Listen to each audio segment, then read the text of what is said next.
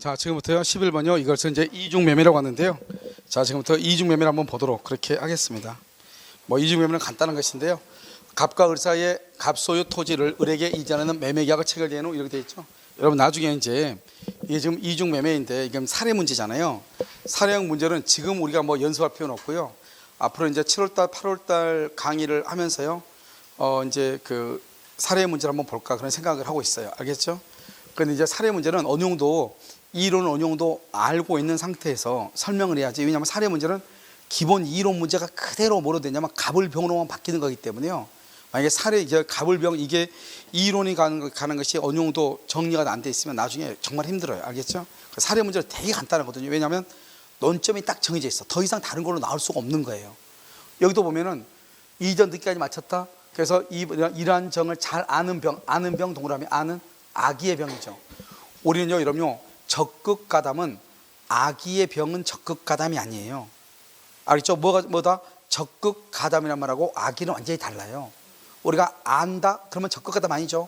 알면서 매도를 요청하고 유도하고 기망해야지 적극가담이란 말이죠. 알겠죠? 그러니까 여러분요, 우리는 생각에 항상 우리는요, 콩쥐팥쥐전을 너무 많이 읽어가지고 잘 아는 그러면 악이야. 악이 그러면 무조건 나빠. 이렇게 하면 큰일이라고.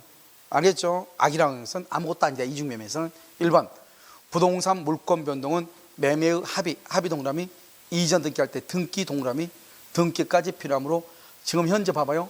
누구한테 등기를 받지? 병에게 등기했죠. 그럼 갑이 지금 을한테 계약하고 을한테 등기하지 않고 있다가 병한테 등기했죠. 그래서 병만 소유자가 된다. 이거는요, 갑과 을의 매매계약 체결로 건물의 소유권을 이미 을에게 이전 틀렸죠. 지금 1번 때문에 2번이 틀렸죠. 우리가 계약만 한다고 해서 을이 소유자가 되는 것이 아니고 우리나라는 형식주의 입각에서 뭐가 있어야 돼? 등기가 있어야 되죠. 등기가 없으니까 을에게 이전함으로 틀렸죠. 3번 병이 갑의 제2 매매 행위에 줄거 적극가담이죠. 적극가담 그러면 유효이다 무효이다 무효이다. 그래서 적극가담이면 무효가 되죠. 계약 자유의 원칙상 아무런 문제가 발생하지 않는다. 틀렸죠. 무효이다. 무효. 그래서 3번도 틀렸죠. 2번 3번 틀렸죠. 4번 병이 갑과 을 사이에 매매 사실에 대해서 악이다. 악의는 적극가담이다. 아니다. 그걸 알아야 돼. 악의는 적극가담이 아니다. 그래서 악인 이상 갑과 한 매매 계약의 합의는 반사회적 행위로서 당연 무효이다. OX X 유효이다. 유효. 알겠죠? 그래서 지금요 2번 3번 4번이 다 틀렸고, 그 다음에 5번 갑과 병의 매매 계약이 반사회적 행위로서 무효. 봐봐, 우리는 이중매매에서 적극가담이란 말을 사용하지 않고 무슨 말을 사용해서 반사회적 행위란 말을 썼죠. 이 말을 뭐라 한다? 적극가담이란 말이다 이 말이죠. 그래서 무효이더라도 병으로부터 다시 부동산을 선의로 과실 없이 양수한 정의 소유권 취득은 뭐가 된다? 유효이다. 틀렸죠? 왜냐하면 이때 무효는 무슨 무효다? 절대적 무효이다. 절대로 무효이다. 절대적 무효. 절대적 무효는 뭐다? 선의의 제3자에게도 뭐 할 수 있다? 대항할 수 있다. 그래서 선의로 과실 없이 양수한 정, 아무리 정은 선의일지라도 소유권을 취득할 수 있다 없다. 그래서 5번도 틀렸죠. 6번 을은 갑에 대하여 소유권 이전 채무의 불행을 이유로 손해배상을 청구할 수가 있다. 왜요? 지금 여기서 우리가 문제에서 아까 봤죠? 문제에서 뭘 봤죠? 여기 한번 볼까요? 지금 갑은 을하고 계약했는데 병한테 등기해버렸죠? 그러면 병은 등기가 돼 있으면 병이 소유자가 돼버리죠. 그럼 더 이상 갑은 을한테 등기할 수 있다 없다? 없죠. 그 등기할 수 없는 것을 뭐란다? 이 채무의 불이행 줄고 이것을 이행불능이라고 하죠. 왜요? 갑은 더 이상 을한테는 등기할 수 있다 없다. 그래서 손해배상을 청구할 수 있다. 손해배상 청구 줄고 아까 우리 했었는데 이행불능 채무 불이행의 경우는 이행불능 당시 시가 뭐라고? 이행불능 당시 시가. 이행불능 당시 시가를 기준으로 손해배상을 뭐 할 수 있다? 청구할 수 있다. 이렇게요. 자, 7번은요. 을은 갑을 대위하지 않고 병에 대하여 직접 등기의 말소를 청구할 수 있다 그랬는데, 여러분 봐봐요. 만약에 이런 말이 의리여 갑을 대하지 않고 병에 대해 직접 등기를 청구할 수 있다, 이런 말이 되려면 앞에가 만약에 적극 가담이어도 안 돼. 알겠죠? 적극 가담은 무효이죠. 무효여도 을은 아직 현재 소유자다 아니다? 아니죠. 그럼 누가 소유자? 지금 병이 소유자죠. 병이 소유자니까 병 등기를 말소할 수 있다 없다? 없고, 만약에 설령 병이 적극 가담해서 무효일지라도, 무효이다? 그래도 지금 을은 현재 소유자다 아니다? 아니죠. 그러니까 직접 말소 청구를 못하는 거예요. 어떻게 해야 된다? 대위해서 말소를 청구해야 되는 것이, 아시겠죠?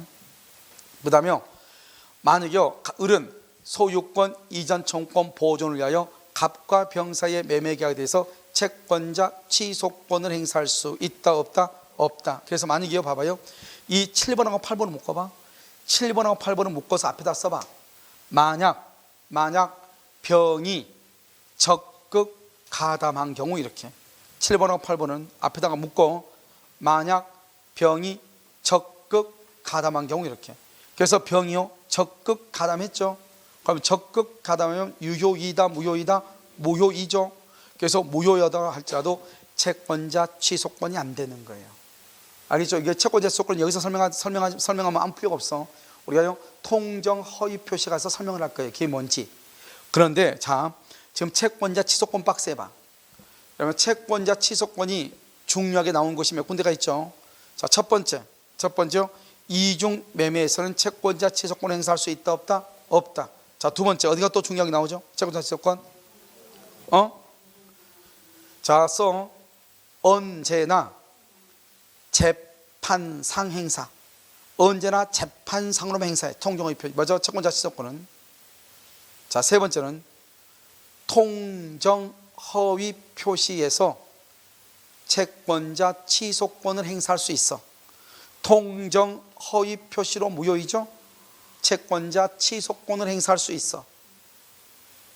했어요? 자, 했어. 그다음에 또 아주 중요한 게 또 하나 빠졌네. 오케이. 관습상 법정 지상권이 성립되지 않아. 채권자 취소권은. 다시, 채권자 취소권은 언제나 재판 행사하고, 채권자 취소권은 이중 매매에서는 적용되지 않고 통정 허위 표시에 적용이 되고, 그 다음에 채권자 취소권에 대해서 관습상 법정 지상권이 성립한다 안 한다? 안 한다. 이것이 아주 중요하다. 정리 다 됐죠? 자, 그 다음에 이제 보시고, 자, 그래서 여러분요 여기 11번은 틀린 것이 몇 번이에요? 옳은 것은 몇 번이에요? 168이요? 168 이렇게. 1번, 6번, 8번. 오케이. 알겠죠? 168 이렇게. 자, 12번은요 불공정한 법령이죠. 자, 1번 불공정한 법령에는 약자적 지위에 있는 자의 궁박, 경솔 또는 무경험을 이용한 폭리 행위를 규제하는 데 목적이 있다. 좋은 말이죠. 자, 2번요 증여 계약 줄고요, 대가 관계없이 줄고요, 이것을 우리는 뭐란다? 무상행위다 이렇게 얘기하죠. 또는 기부행위요. 그래서 증여, 대가 관계없이 무상행위, 기부행위 이렇게 되어 있죠. 이것은 불공정한 법률행위에 해당할 수 있다 없다? 없다. 알겠죠? 안 돼. 자, 그다음에 가정부인이 궁박 상태 줄고, 경험 부족 줄고, 남편이 구속된 상태하에서 구속된 남편을 석방 구제하기 위하여 남편의 대리인으로서 남편을 줄고, 채권 포기. 그럼 채권 포기를 뭐란다? 채무 면제 이렇게 똑같은 말이에요. 채권은 포기하는 것이고 채무는 면제를 받는 거죠. 알겠죠? 면제 동그라미, 그것을 단독 행위라고 얘기하는 거야. 뭐라고 한다? 단독 행위. 그래서 채권 포기하고 채무 면제는 똑같죠. 그래서 불공정한 법률행위에 해당할 수 있다 없다? 있다. 그래서 여러분 봐봐요. 여기 봐봐. 우리가 불공정한 법률행위는 국부하고 반대국부 간에 현저한 불균형이 있어야 되잖아요. 알겠죠? 현저한 불균형. 그런데 지금 여기서는요 채권 포기라고 하는 것은 다른 말로 하면 채무면제잖아요. 채무면제. 그래서 단독행위잖아요. 단독행위의 경우도 될 수가 있다. 뭐는 안 된다? 뭐는? 증여, 기부 안 된다 이 말이죠. 자, 4번요 경매. 아까 얘기했죠? 그럼 경매 된다 안 된다? 안 된다. 특히 경매는 뭐도 안 된다? 103조도 적용된다 안 된다? 안 된다. 경매 103조, 104조 다 적용되지 않는다. 그래서 현저하게 저렴했다고 해서 무효라고 주장할 수 있다 없다? 없다. 자, 5번은요. 불공정한 법률행위의 요건으로서 궁박은 경제적인 경우만 틀렸죠. 정신적, 심리적 모두 다 포함될 수 있다. 5번도 틀렸죠. 옳은 것은 몇 번이다? 1번이죠. 자, 13번은요. 불공정한 법률행위가 성립하기 위한 요건인 궁박, 경솔, 무경은 모두 구비되어야 불공정한 법률행위가 성립할 수 있다. OX 모두 구비. 여기가 틀렸죠? 모두가 아니고 뭐다? 하나라도 있으면 하나만 그러면 안 돼. 하나만 있어야 된다가 아니고 하나만 있어도 된다 이 말이죠. 알겠죠? 2번 무경험이란 게 뭐죠? 거래 일반의 경험 부족 줄고 거래 일반의 경험 부족 이렇게 해당의 특정 영역에서 경험 부족을 말하는 것이 아니다. 특정 영역에서 경험의 부족을 말하는 것이 아니다. 뭐다? 거래 일반이다. 거래 일반 이렇게. 자, 3번 대리 행위의 경우 궁박은 누구? 본인. 경솔과 무경험은 누구? 대리인. 이렇게 궁박은 본인, 경솔과 무경험은 대리인. 이렇게. 항상 이게 시험에 잘 나오죠? 시험에 보면 딱 많이 나왔다는 게 나와 있죠.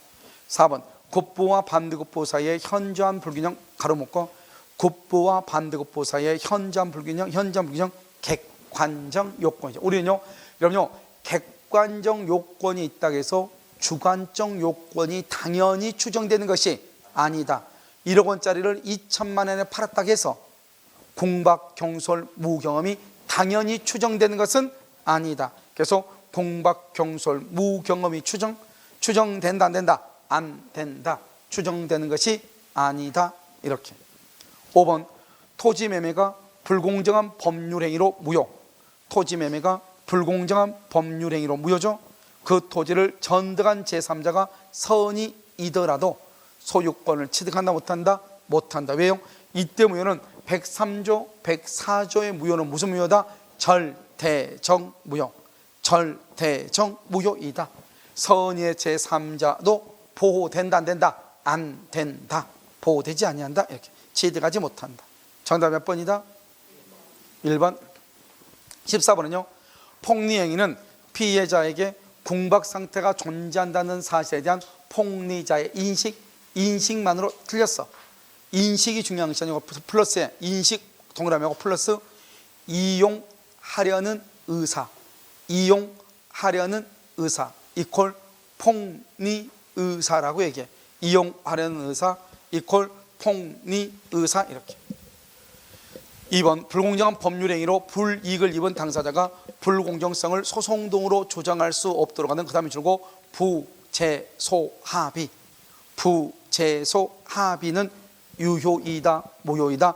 무효. 그래서 소송을 제기하지 말자. 왜요? 이게 이 자체가 지금 불공정한 법률행위에서 무효인데요, 우리가 계약을 하면서 우리가 어떤 일이 있어도 소송을 제기하지 맙시다 이렇게 합의했단 말이죠. 그런데 본 계약이 불공정한 법률행위에서 절대적으로 무효이잖아요. 그러면 부재소합의도 무효가 된다 이렇게. 2번 틀렸죠. 3번은요. 불공정한 법률행위로서 무효인 경우 추인에 의해서 유효가 될 수 있다 없다? 없죠. 우리가 아까 추인 얘기했죠. 107조 108조 의사무능력 추인이 가능하다. 103조 104조 강행법규 추인할 수가 없다 이렇게. 4번은 봐봐요. 불공정한 법률행위는 줄고 무효행위 전환. 무효행위 전환은 뭐 할 수 있다? 적용될 수 있다 없다? 있다 이렇게. 5번 불공정한 법률행위의 요건에 대한 증명 책임은 누구한테 있다? 무효를 주장하는 자. 그래서 불공정한 법률행위의 요건에 대한 증명 책임은 누구한테 있다? 무효를 주장하는 자. 이런 박스에 무효를 주장하는 자 박스에 무효를 주장하는 자 그러면 그래서 107조 108조 그 다음에 104조 107조 108조 104조 이 세 가지가 뭐다? 무효를 주장하는 자가 입증해요. 그래서 비진입 표시 상대방의 선의가 아니고 악이라는 사실, 제3자가 선의가 아니고 악이라고 하는 사실은 무효를 주장하는 자가 입증한다 이런 말이죠. 알겠죠? 정답 몇 번이다? 5번. 자, 15번은요. 의사표시 해석에 있어서 당사자의 진정한 의사를 상대방이 안 경우 동그라미. 우리가요 의사를 상대방이 알았죠? 알았거나 알 수 있었다. 무슨지?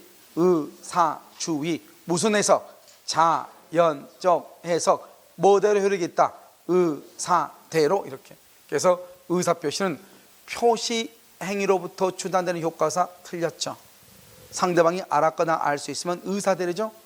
내심의 효과의사, 내심의 효과의사 또는 진의를 가지고 해석을 한다.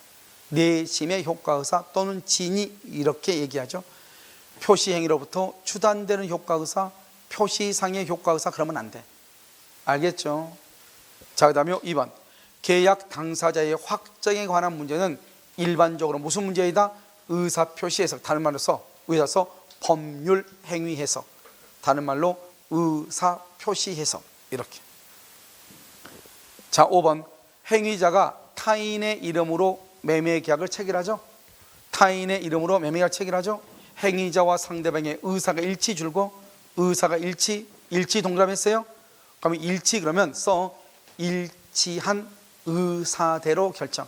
일치한 의사대로 결정. 이것을 자연적 해석이라고 그래요. 그런데 만약에요 일치하지 않으면 어떻게? 일치하지 않으면 원칙적으로 무슨 주의다? 표시주의. 표시주의는 누구의 입장에서? 상대방의 입장이죠. 그래서 봐봐요. 여기 뭐라 나왔죠? 여기 봐봐. 여기 상대방이 합리적인 사람이라면 줄고, 상대방이 줄고, 상대방이 여기요 누구를 주고, 누구를 계약의 당사자로 이해할 것인가? 상대방이 누구를 계약의 당사자로 이해할 것인가? 이 말이 무슨 말이죠? 상대방의 입장에서 해석한다, 이 말이죠. 그럼 여기가요 일치하게 해야 돼? 불일치하게 해야 돼? 불일치라고 하죠. 불일치. 일치하면 일치한 대로 결정을 하는데, 상대방이 합리적인 사람이라면 누구를 계약의 당사자로 이해할 것인가? 이렇게 되려면 여기 일치 그러면 안 되고, 표의자와 상대방의 의사가 일치하지 않는 경우, 불일치한 경우 이렇게 해야지. 그러면 무슨 주의다? 원칙적으로 표시주의. 표시주의는 누구의 입장에서? 상대방. 무슨 해석이다? 규범적 해석이다. 이렇게 얘기를 해. 아시겠죠? 그래서 여기 지금 어디가 틀렸다? 여기 일치를 만약에 맞게 하려면 일치한 대로 이렇게. 만약에 상대방이 합리적인 사람이라면 이렇게 하려면 일치하지 않는 경우 이렇게. 아시겠죠? 그래서 3번 틀렸고, 4번. 갑이 대리인을 통하여 계약을 체결하는 경우 줄고 봐. 상대방 병이 줄고, 을을 통하여 가로를 묶고, 을을 통하여 대리인을 통해서 갑과 계약을 체결하려는데 의사가 일치. 거기를 줄고, 갑과 계약을 체결하려는데 의사가 일치. 누가 일치했다? 병. 상대방 병이 일치했다, 이 말이죠. 상대방 병이. 누가 일치했어? 상대방 병. 이때는요 을의 대리권 존부 문제와는 무관하게 을과 병이 계약의 당사자가 된다. 이렇게. 누구하고? 을과 병. OX. X죠. 갑과 병이다. 왜요? 상대방은 지금 누구하고 계약을 체결한다고 생각했죠? 상대방은 갑하고 계약을 체결한다고 의사가 일치했잖아요. 그러니까 갑과 병이 계약의 당사자가 된다. 무슨 주의다? 의사주의. 무슨 해석이다?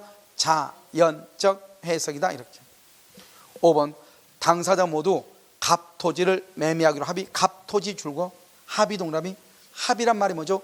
의사의 일치죠. 합의는 뭐라고? 의사의 일치. 그럼 의사의 일치는 뭐대로? 일치한 대로.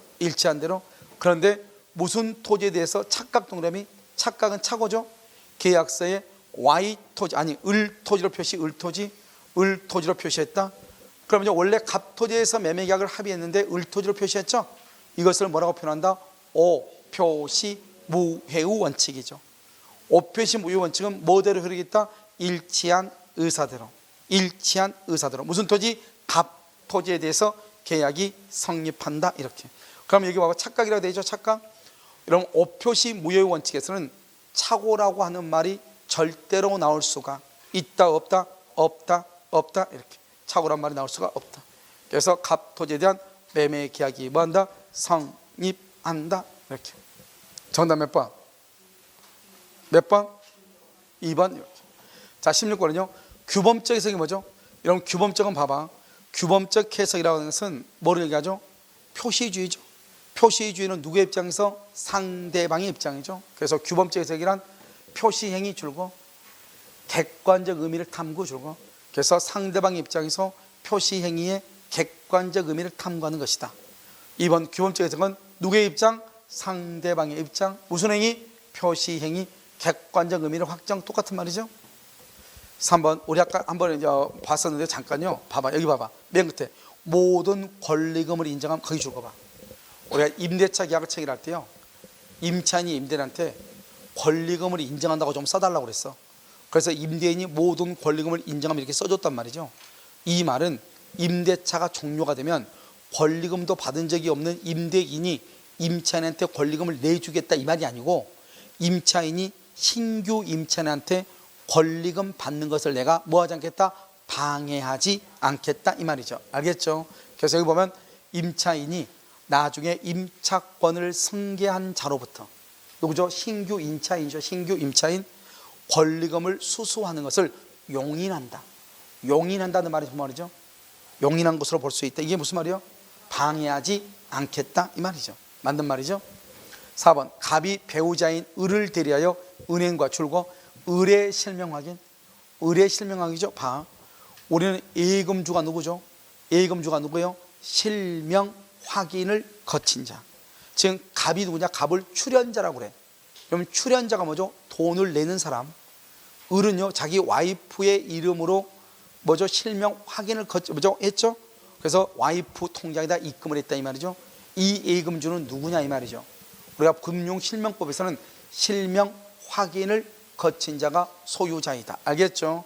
그래서 금융기관이 자금 출연자가 갑이라는 사실을 알고 있었다고 하더라도 예금 계약의 당사자는 누구다? 을이다. 을이 되는 것이 원칙이다.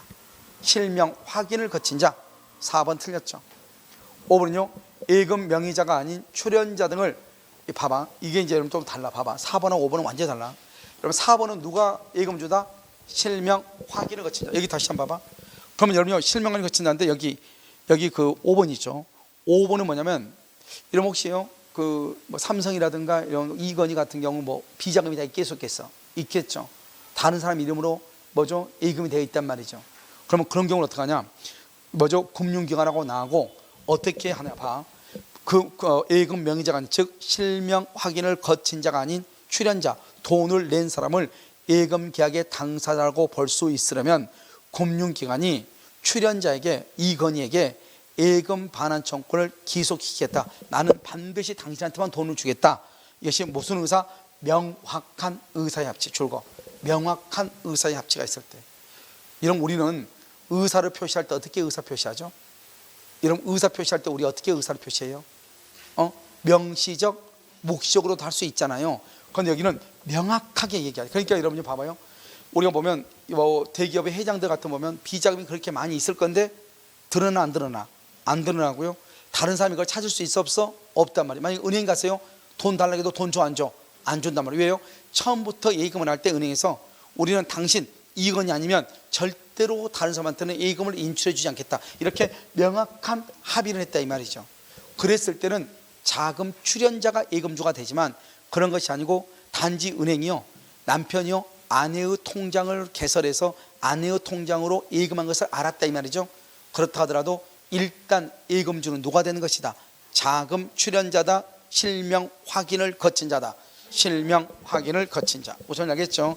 우리 시험에는 이게 낫다. 알겠죠? 정답 몇 번이다? 4번 이렇게요. 자, 17번은요. 우리가 비전형이 뭐죠? 우리가 민법에는요, 전형적인 계약 있죠. 전형계약 있죠. 우리 전형계약이 뭐가 있죠? 15개가 있어. 증여, 매매, 뭐 교환, 임대차, 위임, 소비대차, 사용대차, 여행계약 뭐 이렇게 있단 말이죠. 여기서 이름이 붙어있는 계약을 전형계약이다. 여러분요, 혹시 여러분요, 중개사법에 뭐가 나오죠? 중개계약 나왔죠? 중개계약. 중개계약은 우리 민법에 나와 있다, 안 나와 있다. 그래서 그것을 비전형계약이라고 얘기하는 거죠. 알겠죠?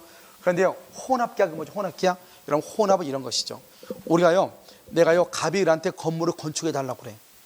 그러면 우리요, 건축 도급계약이죠. 도급계약을 하면서 이 을한테요, 그 집에 또 관리를 또 위탁을 해. 그럴 수 있어. 알겠죠? 건물 짓고 나서 당신이 그러면 관리해 달라. 그래서 이거 다 전부 다 전세에 놔달라 이 말이죠. 할 수 있어 없어? 있단 말이에요. 그래서 두 개의 계약이 짬뽕이 됐다 이 말이죠. 그것을 혼합이다 이렇게 얘기를 하는 거예요. 알겠죠? 자, 혼합계약을 해석할 때는 필요 없어. 매우 봐봐. 이런 말 보면 안 돼. 비정의 혼합계약 필요 없어. 그냥 계약이야. 계약을 해석할 때는 원칙적으로 무슨주의다. 우리가 봐봐. 왜 계약을 해지하는 거죠? 해석하는 거죠? 계약을 왜 해석하는 거예요? 계약을 해석한다는 것은 의사와 표시가 일치한다, 일치하지 않는다, 일치하지 않는다. 일치하지 않으면 누구의 입장에서 본다? 상대방의 입장에서 본다. 그러니까 봐봐. 해석한다. 해석 동그라미 의사와 표시의 불일치죠. 그러면 의사 표시의 불일치면 원칙은 무슨 주의다? 표시주의. 표시주의는 누구의 입장에서? 상대방의 입장에서 표시 행위의 객관적 의미를 해석하는 거죠. 그렇게 돼 있나요? 그래서요, 표시 행위에 부여한 객관적 의미를 확정하는 것이다. 이렇게. 알겠죠? 자, 이번에는요, 당사자 모두 동그라미 갑토지를 매매하기로 합의가 뭐죠? 의사일치죠. 그럼 뭐대로 계약 해석한다? 갑토지죠. 그런데 착오로 을토지로 등기했다. 그래도 무슨 토지에 대해서 계약이 승계한다? 갑토지다. 갑토지 이렇게. 각각 우리가 오표시 무효 원칙은 절대로 착오란 말을 쓰면 돼, 안 돼? 안 되죠. 작가가요 계약서에 을토지로 표시했다. 그러면 갑토지에서 계약이 뭐한다? 성립한다. 이렇게. 3번 계약의 해석을 통하여 보충되는 당사자의 의사는 당사자의 주관적 의사가 아니라 거래광역이나 신의 측에 의해서 줄과 객관적으로 추인되는 의사. 객관적으로 추인되는 의사. 그 정도만. 자, 4번 계약 사항에 대해서 이의가 생길 때는 일방 당사자의 해석에 따른다. 줄고 일방 당사자의 해석에 따른다. 이렇게요. 해석 동그라미 해석 동그라미 법원의 전권상.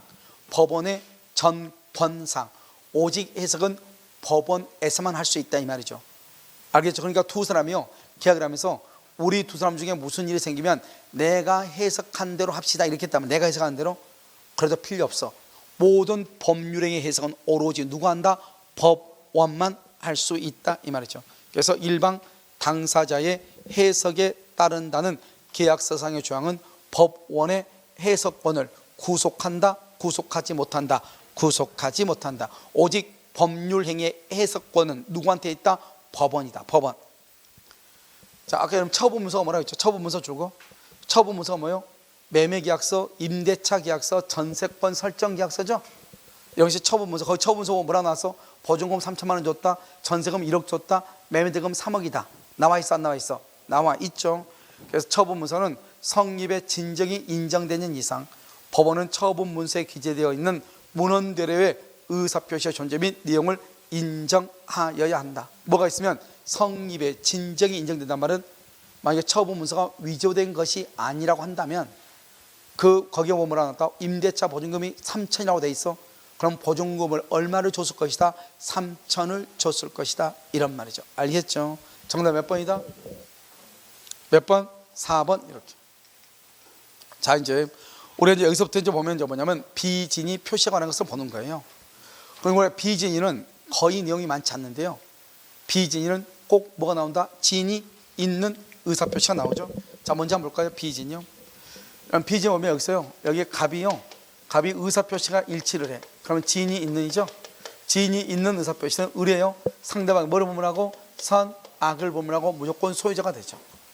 자, 그 다음에 비진이 표시 원칙을 볼까요? 갑이요 비진이를 해요.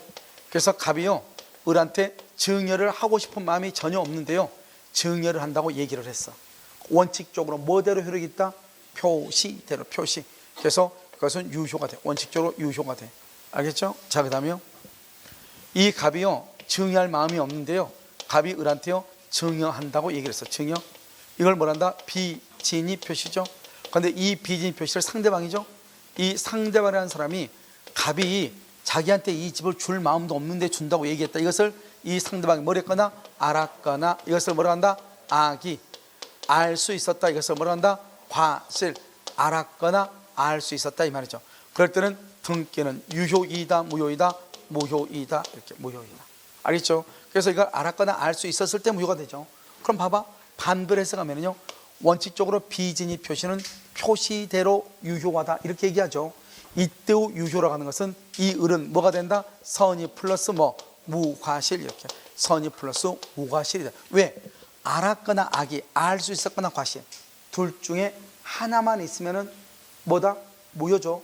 무효. 그러니까 우리가 유효가 되려면 둘 중에 하나라도 있으면 된다, 안 된다? 안 되죠. 반드시 뭐가 돼야 돼? 선이 무과실이 돼야 돼. 이해됐죠 지금? 그럼 여기서 이제 이 비진입 표시 원칙은 시험에 잘 안 나와. 비진입 표시 예외에서 여기서 뭐가 나온다? 이 사람이 누구다? 사용 뭐죠? 고유 뭐죠? 근로자죠. 이 근로자가요, 얘가 누구죠? 얘가 사용자죠. 사용자가 지시를 해. 지시를 하고 강요를 했단 말이죠. 회사의 경영 방침에 의해서 사표를 낼 마음이 없는 갑한테 사표를 내라겠다 이 말이죠. 그러면 갑은요, 어쩔 수 없이 사표를 냈죠. 그럼 어떡한다? 그 사표는 유효이다, 무효이다? 무효이다. 왜요? 사용자가 지시하고 강요했다. 이 말은 사용자는 근로자가 사표를 낼 마음이 없다고 하는 것을 알고 있다, 모르고 있다? 알고 있다 이 말이죠. 여기 비진입 표시 원칙에서는 사립대학교 조교수 사건인데 별로 중요하지 않고요. 그럼 여기서 이제 이게 중요하죠. 지인이 있는 뭐다? 두 개씩 이렇게 두 개요. 이렇게 있죠. 여기 보면 스스로 자의로 사직서를 제출했다. 스스로 근로자가요, 스스로 사직서를 제출했어. 그럼 지인이 있는이죠. 알겠죠? 자, 그 다음에 여기 보면 당시의 상황이요, 당시의 상황에서는 최선이라고 판단했다. 최선이라고 판단해서 정의의 의사를 표시했다. 판단했다는 말이 뭐다? 바로 진이라는 거죠. 여러분, 진이가 뭐가 진이라고 그랬죠? 진정으로 바라는 것. OX, X죠. 어떠한 내용의 의사를 표시하고자 하는 표의자의 생각이죠. 그러니까 당시의 상황에서는 그렇게 하는 것이 최선이라고 판단했다 이 말은 생각했다 이 말이죠. 알겠죠? 그 다음에 강박이죠. 강박에 의하여서나마 증여하기로 하고 증여를 하기로 하고 이 말이죠. 강박, 증여를 하기로 하고. 그럼 하기로 했다 이 말은 생각을 했다 안 했다? 했다 이런 말이죠. 했다. 자, 그 다음에 여기요. 여기 이제 또 보면 뭐가 나오냐면 두 가지죠. 두 가지 보면 법률상 사실상의 장애. 그래서 법률상 사실상의 장애로 대출받을 수 없는 자를 위해서 대출금 명의를 준 경우, 대출금 명의, 법률상 사실상 장애로 대출받을 수 없는 자를 위해서 대출금 명의를 빌려준 경우 이렇게. 자, 두 번째는 우리가 사립학교죠. 사립학교가요, 사립학교가 교직원의 명의를 빌려서 대출을 받은 경우 이렇게. 이런 경우는요, 대출금 명의를 빌려줬다. 채무 부담의 의사가 없는 것이라고 할 수 없다. 알죠? 여기는요, 비진입 표시라고 할 수 없다. 주 채무자로서 책임을 지겠다 이렇게. 알겠죠? 그래서 이것을 뭐란다? 법률상 사실상 장애로 사립학교 이렇게. 지금 이해되셨나요? 이것을 진이 있는이고 이건 비진이고 비진이다 이 말이죠. 아시겠죠? 자, 그럼 한번 볼까요? 문제요. 자, 문제 한번 보시면, 자, 비진입 표시죠. 1번 스스로. 여기 봐봐. 스스로 자의로 그래야 되죠. 자의로. 여기 우리가 여기 보면 스스로 사직서를 제출했다. 그걸 뭐라 한다? 진이 있는 의사 표시이다. 다른 말로 비진입 표시가 아니다. 여기 근데 비진입 표시가 된다. 그래서 1번 틀렸죠. 됐죠? 자, 그럼 2번은요. 사직의 의사 없는 사기업의 근로자가 줄곧 사용자의 지시 여기 한번 봐봐. 여기 보면요, 사용자가 지시했단 말은 근로자는 사표를 낼 마음이 없다. 비진이다. 그런데 사용자가 지시를 해가지고 어쩔 수 없이 사표를 제출했는데 사용자는 근로자가 어쩔 수 없이 사표를 제출한다고 하는 사실을 알고 있다, 모르고 있다? 알고 있다. 그 사직서는 비진입 표시에 해당해서 유효이다, 무효이다? 무효이다. 그것은 진이 있는 의사표시다. 틀렸어. 비진입 표시다. 이렇게. 3번 비진입 표시에 관한 규정은 대리인이 대리권을 남용 줄고. 그럼 대리권을 남용하죠. 그럼 어떻게 돼요? 상대방이 그 사실을 뭐랬거나 알았거나 알 수 있었으면 본인에게 책임이 돌아간다, 돌아가지 않는다? 돌아가지 않는다. 본인은 책임지지 아니한다. 그래서 유추 적용할 수 있다 그래야지. 이 3번 틀렸죠. 4번 상대방이 표의자의 지인이 아님을 알았다. 그것은 누가 입증한다? 무효를 주장하는 자. 지금 여러분요, 무효를 주장하는 자가 입증 책임을 지는 것은 세 군데가 있다고 그랬죠. 몇 조? 104조, 또 107조, 또 108조. 무효를 주장하는 자가 입증을 한다. 이렇게. 자, 5번. 공무원의 사직의 의사표시와 같은 줄과 사인의 공법행위라고 되어 있나요? 이런 봐봐. 여기. 공무원의 사직의 의사표시 줄거 봐. 공무원은 뭐란다? 개인이죠. 일개인 사인이죠. 사인인데 사직의 의사표시는 누구한테 사표를 낸다? 국가한테 내죠. 국가. 그래서 공무원의 사직의 의사표시를 뭐라 한다? 사인이죠. 개인이죠. 개인의 공법행위다. 이렇게. 여기에는 비진위 표시나 착오 사기 강박이 적용이 된다 안 된다? 안 된다. 적용되지 아니한다. 이렇게. 적용되지 않는다. 알겠죠? 5번 틀렸죠? 정답 맞는 게 몇 번이에요? 몇 번? 4번. 이렇게. 자, 그다음에 이제요. 이게 우리가 비진위 표시는 판례 자체가 그렇게 뭐 많이 있거나 그런 것은 아니죠. 그래서 우리가 이제 진이라고 하는 것은 뭐냐? 진정으로 바라는 사항을 뜻하는 것이다. OX, X. 어떠한 의사를 표시하고자 하는 표의자의 생각을 의미한다. 아시겠죠? 그것을 얘기해. 자, 19번 한번 볼까요? 틀린 것은 통정의 표시가 성립하기 위해서는 진위와 표시가 일치하지 아니할 뿐만 아니라 불일치죠. 그 불일치에 대해서 상대방 줄고 상대방과 뭐가 있어야 돼? 합의 줄고 그것을 뭐한다? 그것을 통정이라고 그래요. 통정을 해야 돼.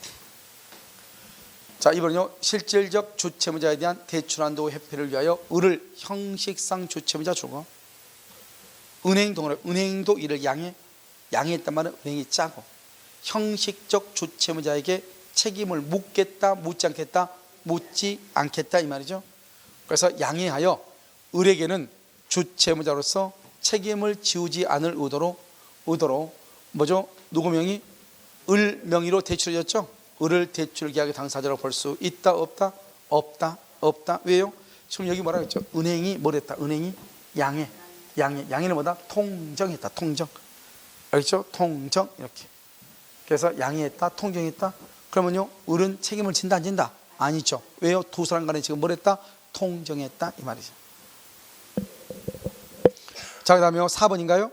3번은요. 세금을 감액받은 목적으로 매매를 가장하여 체결한 증여계약 줄고 매매를 가장 매매 무효죠.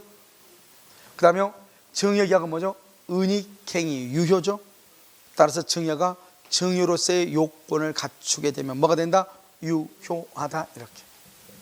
4번 근로자가 실제로는 동일한 사업주를 위하여 계속 근무하면서 형식상 일단 퇴직하였다가 다시 임용되는 형식을 취한 경우 퇴직의 의사표시는 효력이 있다 없다 이렇게.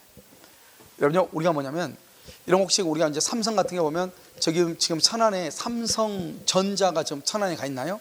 근데 아마 창원에 보면 삼성항공이 있을 거예요. 카메라 알죠? 이런 것을 만드는 게 삼성항공. 그런데 삼성항공 직원이요, 예를 들어서 평택에요 삼성전자를요 건축을 하니까 거기 가서 누가 일할 사람이 있어야 되잖아요. 그럼 이 사람을 그쪽 법인에 이렇게 보낸단 말이죠. 원래는 파견 근무는 아니잖아요. 같은 직장 안에서요. 그러면 이 사람이 여기서는 어떻게 한다? 삼성전자에서는 일단 형식상 사표를 내. 그러고 나서 거기요 삼성 반도체 가가지고 삼성항공에서 사표 내고 삼성 반도체 가가지고 입사하는 형식을 취한단 말이죠. 그런데 이 사람은 실질적으로는요 퇴사다 아니다? 아니죠. 알겠죠? 그래서 그것은 무효이다.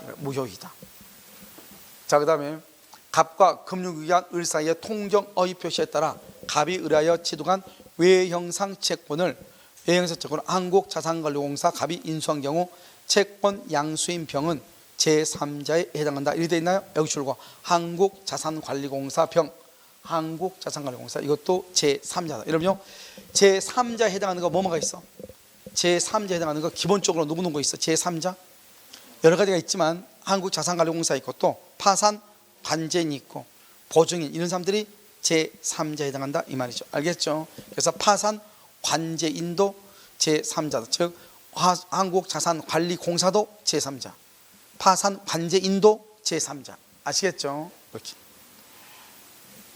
정답 몇 번이다? 4번 이렇게. 자, 20번은요. 통정 어의 표시에 의하여 부동산을 매수한 자로부터 여러분요 여기 한번 볼까요? 자요. 우리가 여기 한번 보시면 뭐를 하나 보냐면 우리가 제3자 뭐죠? 제3자. 여러분 제3자 어떻게 해요? 제3자 아닌 사람. 시작. 제3자가 아닌 경우. 여기까지 하고 잠깐 쉴 테니까요. 좀 해봐. 우리가 제3자가 아닌 건 암기해야 돼요. 아까 우리 제3자 어디서 한번 했었는데 어디서 했죠? 해제에서. 해제에서. 그래도 앞에 앉은 사람이 제일 똘똘해요. 알겠죠? 앞에 앉는다고. 그래서 해제에서 했죠? 여러분 해제에서는 제3자가 뭐라고 그랬죠? 등기, 가등기, 대항 요건을 다 갖춰야 되죠? 완전한 권리를 갖춰야 되죠? 채권 돼 안 돼? 안 돼. 미등기 안 되죠? 대항 요건을 갖추지 못한 경우 안 된다고 그랬죠? 자, 여기 이제 103조, 107조, 108조, 109조, 110조에서는 제3자를 어떻게 하느냐? 제3자는요, 먼저 당사자 안 돼. 당사자 안 돼요. 당사자의 상속인도 안 돼요. 포괄 승계인 안 돼요. 당사자요, 지위를 모한 사람, 승계한 사람 안 돼요. 그 다음에 또 누가 안 된다? 누가 안 돼요? 또 수익자, 제3자령 계약의 수익자인데요. 그 다음에 또 굳이 보면 굳이 채권의 가장 양도, 채권의 가장 양도에 있어서 채무자, 일반 채권자, 채무자, 일반 채권자. 그 다음에 또 누가 있죠? 저 뭐죠? 추심을 의뢰받은 자. 이렇게. 이 사람은 제3자도 아니다? 아니죠. 그런데 우리가요 되게 간단하다고 그랬어요. 되게 제3자는 이것만 암기해도 돼. 일단 이것만. 알겠죠? 근데 되게 간단한 게 뭐라고 그랬죠? 가장 뭐뭐, 가장 뭐뭐, 허위 표시 뭐뭐. 이렇게 앞에 허위 표시랑 가장은 똑같은 말이에요. 가장 뭐뭐, 허위 표시 뭐뭐. 이것을 기초로 새로운 이해관계, 새로운 이해관계를 맺어야 돼. 새로운 이해관계. 알겠죠? 뭐야 새로운 이해관계를 맺어야 돼. 이건 누구죠? 병이다 이 말이죠. 여기 누구다? 을이다 이 말이죠. 그러니까요 우리가요 새로운 이해관계를 맺은 사람이 제3자인데 딱 네 가지만 암기하면 돼. 첫 번째 뭐다? 여기요 가장 매수인, 또 뭐가 있죠? 가장 소비대차, 가장 채권. 그 다음 또 뭐가 있죠? 가장 이렇게 전세권, 가장 저당권. 이렇게 딱 네 가지만 알면 돼.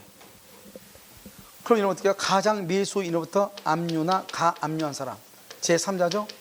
저당권을 설정받은 사람, 전세권을 설정받은 사람 제3자다 이 말이죠. 누가요? 이 병이요. 거짓말 소비대차에서요 파산관제인 이렇게 제3자다. 거짓말 전세권에 의해서 저당권이 설정됐다.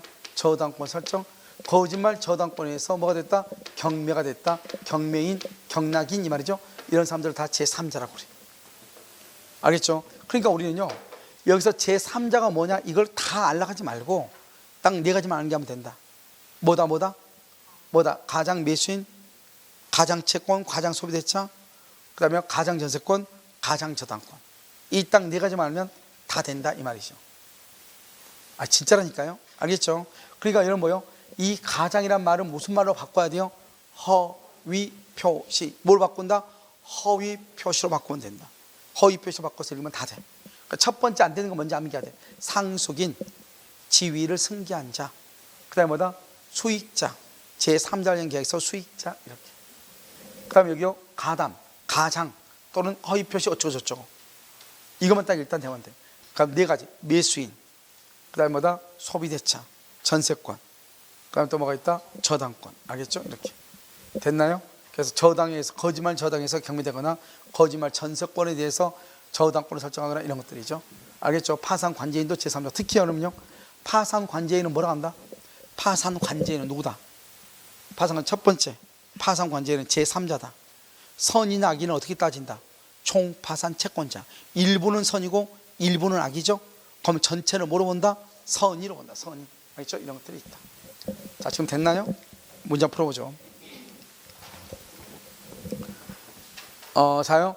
통정어입 표시에 의하여 부동산을 매수한 자로부터 그 부동산의 권리를 취득한 제3자가, 그러니까 매수한 자가 누구죠? 을이죠? 을로부터요 다시 지금 제3자죠? 병한테 갔죠? 근데 우리는 병은 뭐다? 자, 여기서 문제. 제3자의 3자예요. 3대 원칙 한번 해봐. 제3자의 3대 원칙 뭐가 있죠? 제3자의 선의는 추정되고 제3자가 스스로 뭐라고 주장할 수 있다? 무효라고 주장할 수 있고. 알겠죠?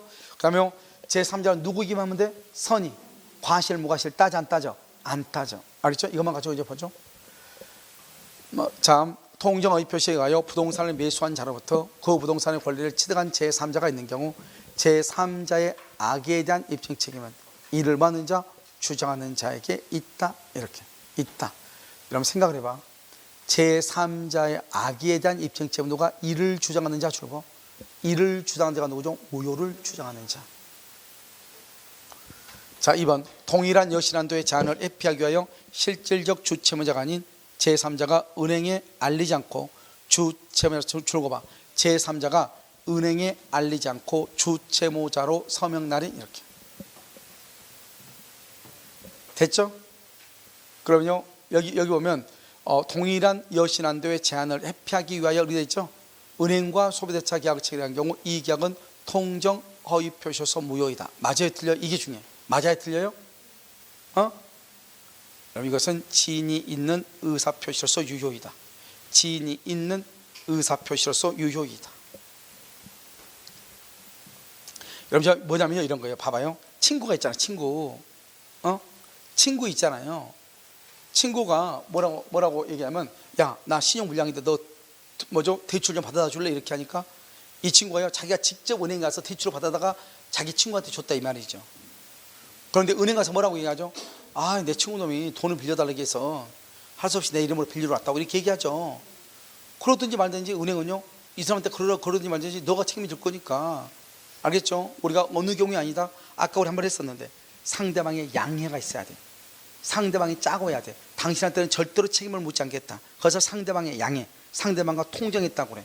그 말이 있으면은 통정 허위 표시에 해당해서 무효이지만 지금 여기는 그런 말이 지금 있어 없어? 없죠. 여기 은행을 자기가 제3자가 은행을 직접 방문했다잖아요. 그래서 주채무자로 사인했다잖아요. 그러면 제3자가 책임을 지는 거예요.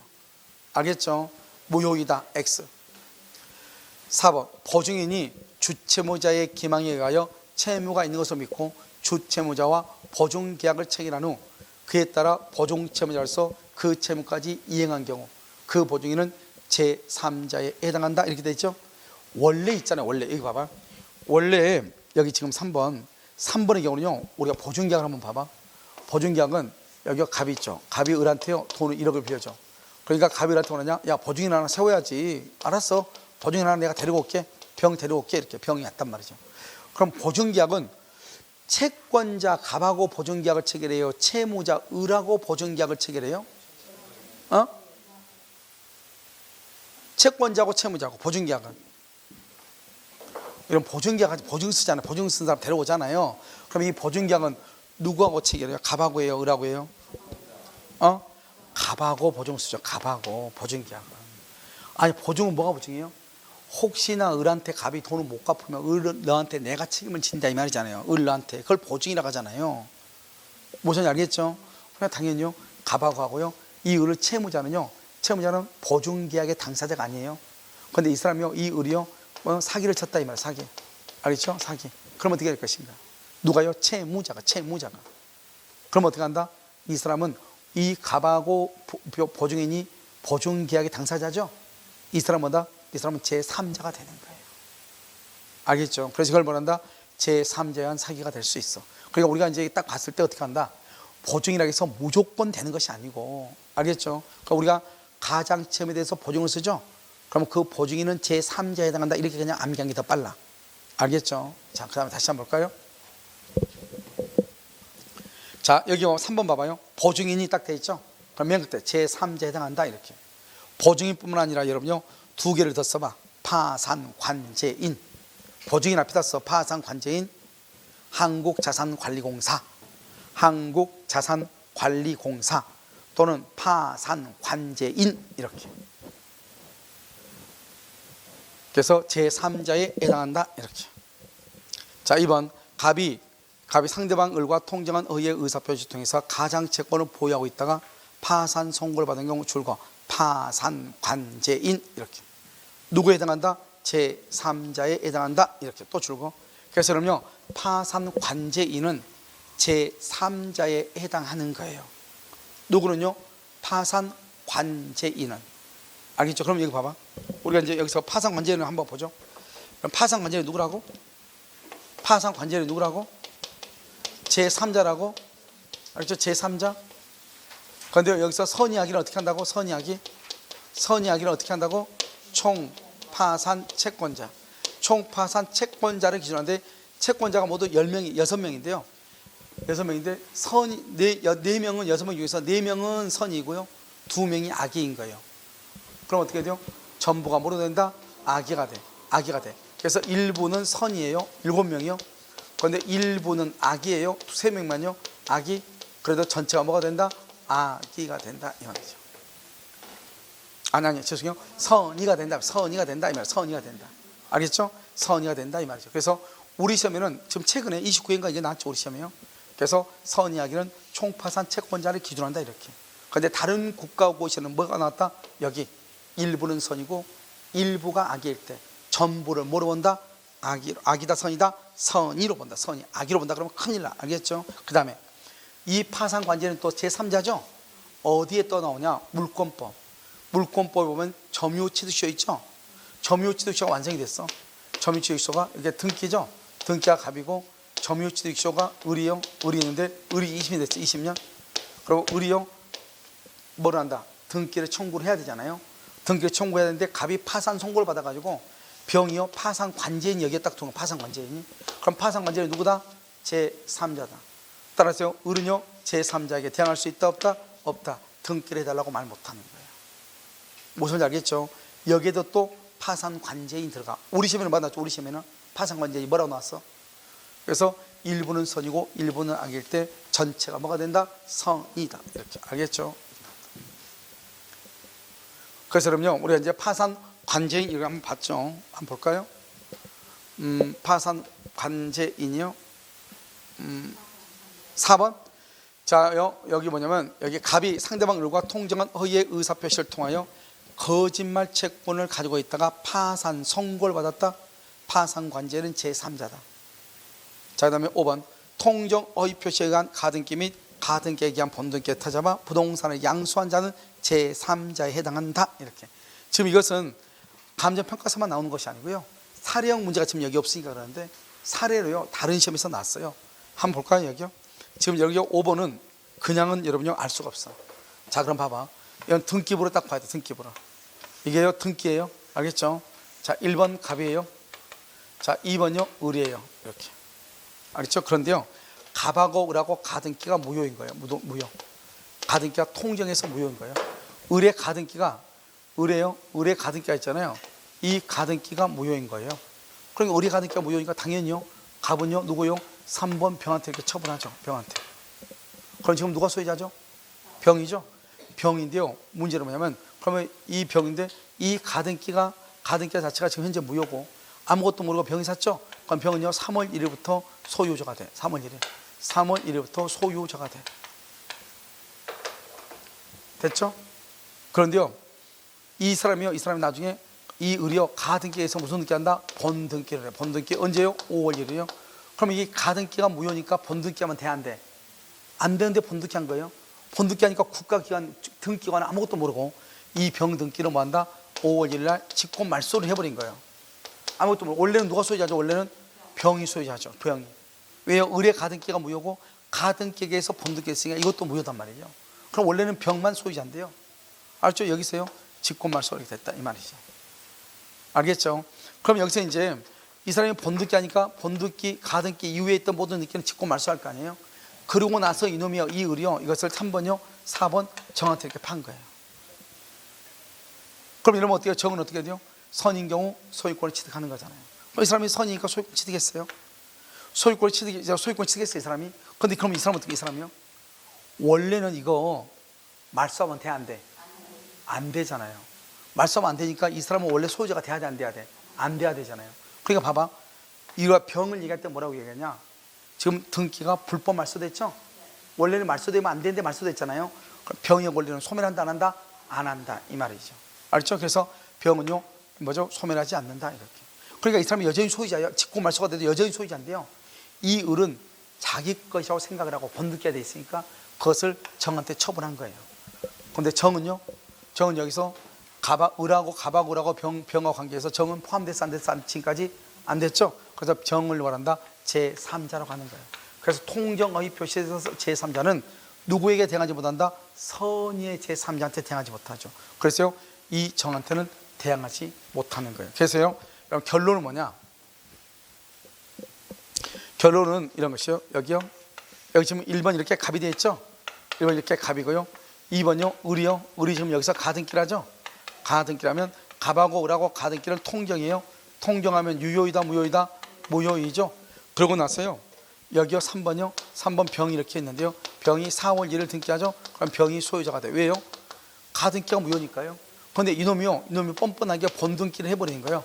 언제요? 10월 1일이요. 그럼 우리는 가등기에 의한 본등기는 언제부터 소유자가 된다?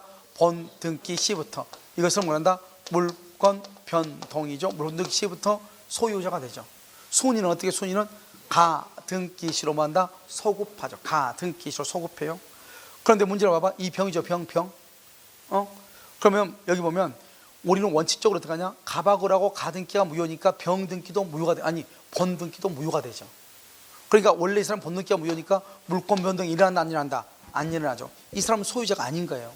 소유자가 아닌데 등기가는 아무것도 모르니까 가등기에서 본등기가 되니까 등기가는 아무것도 모르죠. 그래서 이 등기를 직권 말소해버려요. 언제요? 10월 1일 날. 그럼 직권 말소하니까 어떻게 돼요?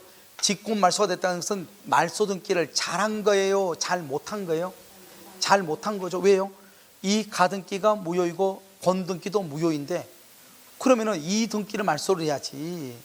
병 등기를 말소하면 안 되는데 말소했잖아요. 여기서 문제예요.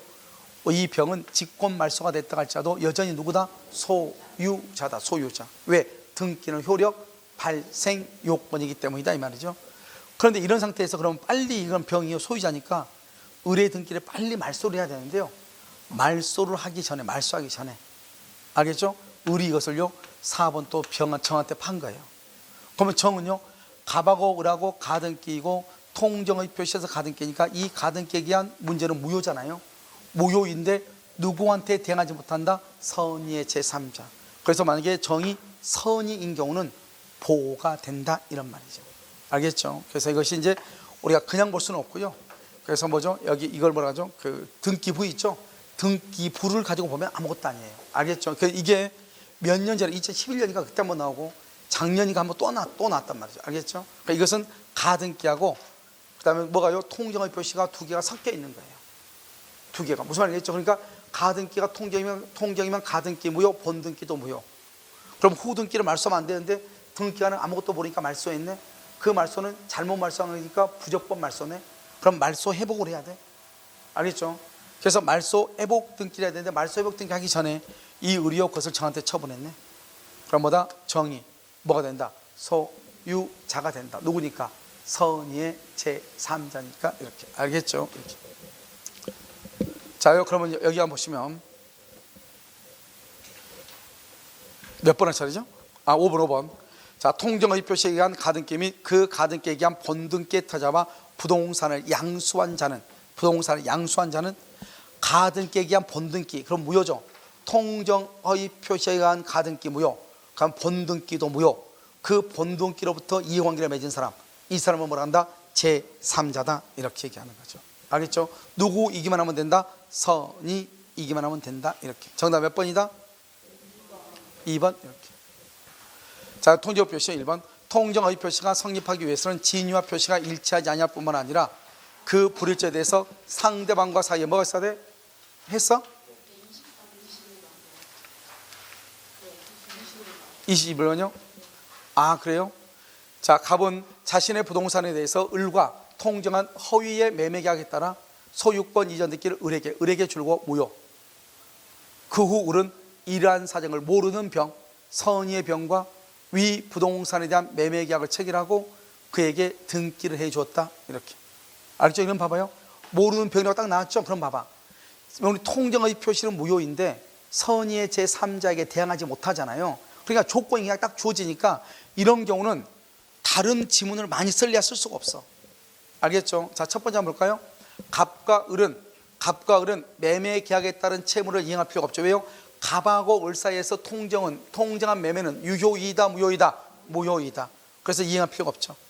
갑은 제3자 병을 상대로 등기 말소를 청구할 수 있다, 없다?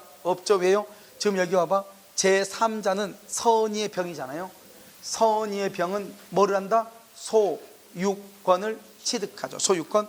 그래서 말소를 청구할 수가 없다, 이런 말이고. 자, 3번은요. 병이 부동산의 소유권을 취득한다. 맞는 말이죠.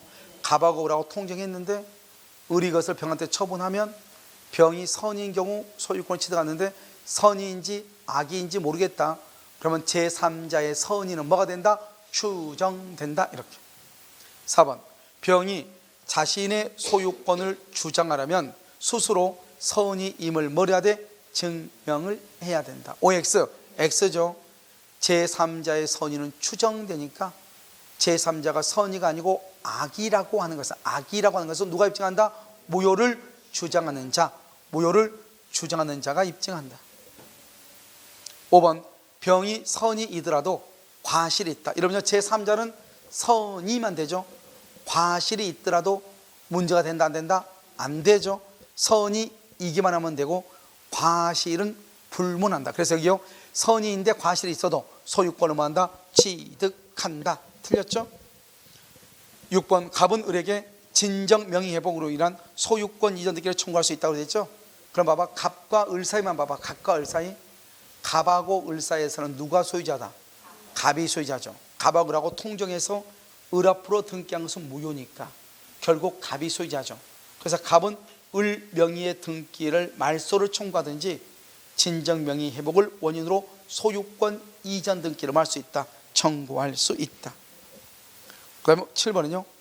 을의 처분으로 제3자 병이 부동산을 매수한 경우 갑은 을에게 부당이득 반환이나 불법 행위를 원인으로 손해배상을 청구할 수 있다. 이렇게 돼 있나요? 자, 그럼 여기 잠깐만 시간이 안 돼. 잠깐 보면 우리가 이제 보면 이렇게요. 갑하고 여기 을하고 통정하죠. 통정해가지고요. 을 앞으로 등기하죠. 등기는 유효이다, 무효이다? 무효이죠. 을은 소유자다, 아니다? 아니죠. 그럼 누가 소유자다? 갑이 소유자죠. 그 다음에 이 을이요, 이것을 병한테 넘기죠. 병한테. 그럼 병은 선의는 추정되고 악의는 소유자가 아니고 병이 선의이죠. 그러면 정은 뭘 불문하고? 선, 악을 불문하고 소유자. 병이 악이면 정은 누구일 때 소유자? 선의일 때 소유자. 이 병이에요. 3대 원칙이 있죠. 제3자의 선의는 뭐가 된다? 추정되죠. 그래서 제3자가 선의가 아니고 악이다. 악이라고 하는 것은 누가? 무효를 많은 자, 주장하는 자가 입증을 하는 것이고 제3자는 선의인데 과실이 있거나, 알겠죠? 선의인데 무과실이거나, 따져 안 따져? 안 따지고 다.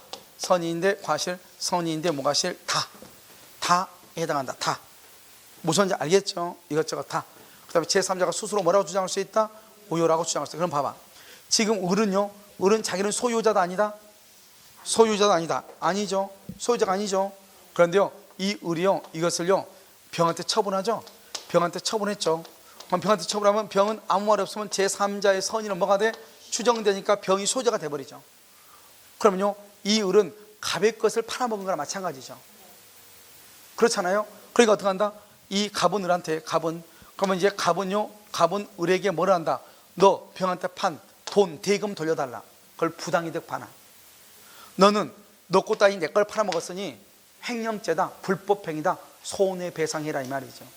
그러니까요, 을이 병한테 그걸 처분하죠. 그러면 부당이득 반환이나 불법행위로 인한 손해배상 책임을 을은 뭐죠? 갑은 을에게 물을 수 있다, 없다? 있다. 그래서 갑은 을에게 부당이득 반환이나 손해배상을 말 수 있다, 청구할 수 있다. 요즘 이게 이제 뭐죠? 시험에 좀 잘 나오는 표현이다, 이 말이죠. 자, 그럼 보면 여기요, 뭐가 되냐면 7번 봐봐요. 을의 처분으로 제3자 병이 부동산을 매수하죠. 그러면 제3자의 선의는 추정되니까 제3자가 소유자가 되죠. 이런 경우 갑은 을에게 부당이득금의 반환이나 불법 행위로 인한 뭐를 청구할 수 있다? 손해배상, 손해배상을 말 수 있다, 구할 수 있다. 이렇게. 맞아요, 틀려요? 맞죠? 그러면 6번은 맞아요, 틀려요? 맞고요. 5번은 선이더라도 과실이 있으면 취득하지 못한다, 틀렸죠? 과실을 불문하죠. 4번은요, 갑이 병인가요? 병이 소유권을 주장하려면 선의를 입증하는 것이 아니고 무효를 주장하는 누가? 갑이 입증을 해야 되고, 그 다음에 병이 부동산의 소유권을 취득한다. 맞죠? 선의 제3자니까. 그 다음에 2번 갑은 병을 상대로 등기 말소를 청구할 수 있다 없다? 없죠. 왜요? 모르는 병이니까. 병이 뭐라니까? 소유권을 취득하니까 등기 말소를 청구할 수 있다 없다? 없다 이 말이죠. 알겠죠? 갑과 을은 매매 계약에 따른 채무를 이행할 필요가 없죠. 왜요? 갑과 을은 통정했죠. 통정하면 유효이다 무효이다? 무효이다 무효. 그래서 자, 그 다음에 8번 강제 집행을 면하기 위해서 공익이다 사익이다? 사익이죠. 갑이 소유권 이전 의사 없이 을과 짜고 줄고 X 토지를 매매한 것처럼 꾸몄다. 등기에는 공신력이 인정되지 않죠. 병이 선이이다. 선이면 소유권을 취득하니까 병 등기 병에게 말소 등기를 청구할 수 있다 없다? 없다. 이런 봐봐요. 우리나라는 등기에 공신의 원칙이 인정되지 않죠. 하지만 107조, 108조, 109조, 110조에서는 특별한 규정을 둬서 특별한 규정. 통정 허위 표시로서 무효이다. 비진이 표시로서 무효인 경우 을이 그것을 병한테 처분하면 병이 누구일 때? 선이일 때 소유권을 취득한다고 되어 있죠. 그래서 내 앞에 있는 사람의 등기가 설령 무효일지라도 그 무효가 비진이 표시로서 무효, 통정 허위 표시로서 무효이다. 그 다음 사람은 누구일 때? 선이일 때 소유권을 취득한다. 이렇게 알겠죠. 자, 5번요. 병으로부터 을로부터 토지를 선의로 양수한 병. 선의로 양수한 병 줄거요. 선이죠. 그럼 병이 소유자죠. 병이 갑을 사이에 무효 주장을 인용하는 것은 무방하다. 아까 말했죠. 제3자가 무효를 말할 수 있다. 주장할 수 있다. 자, 그 다음에 10번은요. 갑의 채권자는 갑과 을 간의 가장 매매가 무효이죠. 아까 얘기했죠. 이중 매매에서는 채권자 취소권이 있다 없다? 없죠. 그래서 채권자 취소권을 행사할 수 있다. 있다. 통정의 표시는 이중 매매에서 없다.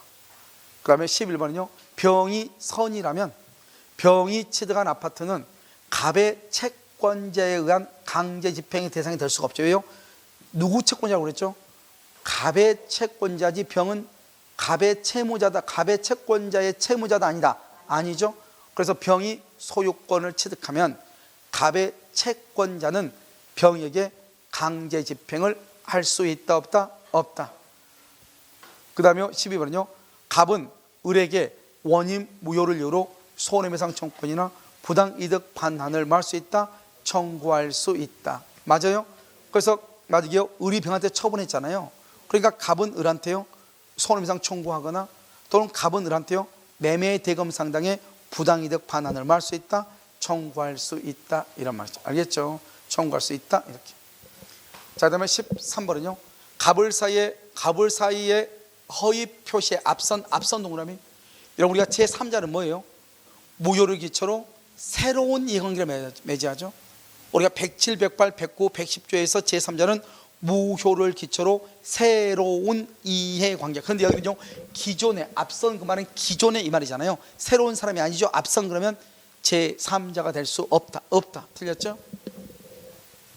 자, 14번은요. 갑의 채권자는 갑을 대위해서 을 앞으로 되어 있는 등기 말소를 청구할 수 있다. 그래서 만약에 현재 을 앞으로 등기가 되어 있으면 갑의 채권자는 을 앞으로 되어 있는 등기 말소를 대위해서 청구할 수 있고 채권자 취소권도 행사할 수 있다. 알겠죠? 자, 11번, 15번은요. 을로부터 토지를 악의로 봐봐. 을 그러면 무효죠. 을로부터 토지를 악의로 양수한 병, 악의. 이 병은 제3자가 아니죠. 그러면 이 사람은 소유자도 아니다. 아니죠. 악이니까. 갑은 병에 대해서 토지의 반환을 말할 수 있다. 청구할 수 있다. 또서 말소 청구할 수 있다. 토지의 반환을 청구한다. 이 말은 말소 청구할 수 있다. 이런 말이죠. 자, 한번 거꾸로 가봐. 이제 다시 15번은요. 15번은 을로부터 토지를 악의로 양수했다. 병은 보호 안 되죠. 그런데 그 다음 사람 정은요. 누구일 때 보호된다? 선의일 때. 선의일 때 보호된다. 자, 14번은요. 갑의 채권자는 갑을 대위해서 등기 말소 청구할 수 있고, 그 다음에 을을 상대로 채권자 취소권도 행사할 수 있고, 그 다음에 갑과 을 사이에 허위 표시 앞선 그러면 안 돼. 기존에 그러면 안 돼.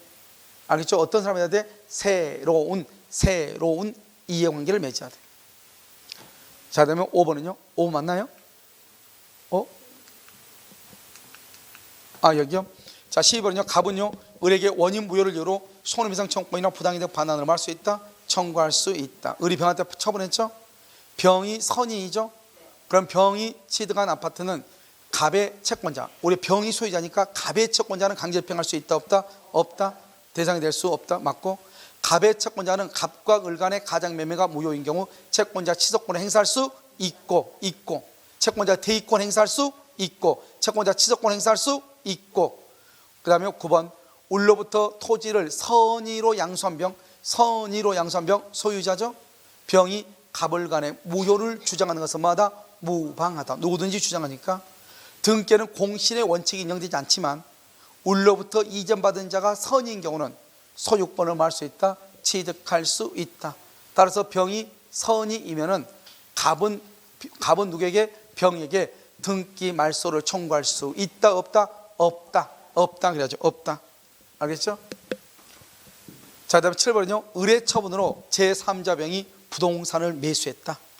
그러면요 갑은 을에게 부당이득이나 손해배상을 청구하고, 그 다음에 지금 현재요 누가 소유자다? 갑하고 을 사이에서는 갑. 그래서 갑은 을 앞으로 되어 있는 등기의 말소를 말할 수 있다. 청구할 수 있다. 5번은요 병이 선의이다. 과실이 있으면 소유권을 뭐하지 못한다? 취득하지 못한다. OX, X. 선의이기만 하면 되고 과실 여부는 뭐한다? 불문한다. 자, 4번은요 병이 자신의 소유권을 주장하려면 스스로 선의임을 입증해야 된다. OX, X. 무효를 주장하는 자가 입증을 한다. 그 다음에 병이 3번 부동산의 소유권 취득하죠. 선의니까. 2번 갑은 병을 상대로 등기 말소를 청구할 수 없죠. 왜요? 지금 모르는 병한테 처분했다고 돼 있으니까. 그 말은 병이 소유자니까 그렇죠. 1번요 갑과 을은 매매 계약에 따른 채무를 갑하고 을은 통정 허위 표시로서 유효이다 무효이다? 무효이죠. 그래서 서로가 서로한테 이행을 할 필요가 있다 없다? 없다. 여러분 정답 틀린 거 몇 번이죠? 4번 5번 7번 8번 8번 10번 13번 이렇게요. 알겠죠? 이게 틀린 것이다. 무슨 말인지 알겠죠? 그러니까 여러분요 지금 여기 이제 나온 우리 지문들은 다 뭐냐면, 여기 나온 것들은 다 기존에 나왔던 사례 문제 있죠? 사례 문제의 것을 그대로 이제 뽑은 거란 말이죠. 알겠죠? 그래서 가장 기본적인 것은 이제 우리 27회 때 나왔던 기출 문제예요. 그 지문이에요. 여기서는 5번까지만 우리 지문이고 나머지는요 다른 시험 지문에서 뽑은 거예요. 무슨 말인지 알겠죠? 그래서 그렇게 보시면 돼요. 잠깐 쉬도록 그렇게 하겠습니다.